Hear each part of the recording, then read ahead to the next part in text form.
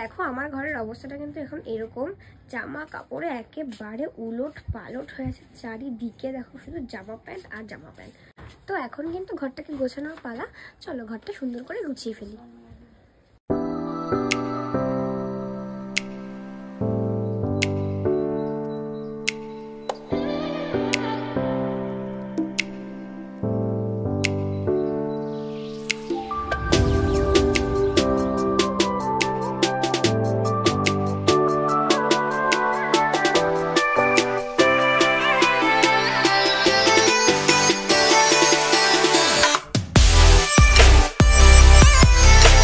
ঘর গোছানোর মধ্যে একদম কমপ্লিট।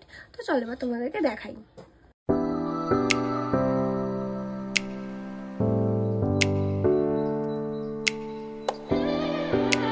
এই ভিডিওটা কেমন লাগলো? ভিডিওটি ভালো লাগলে like comment share and subscribe. Bye by.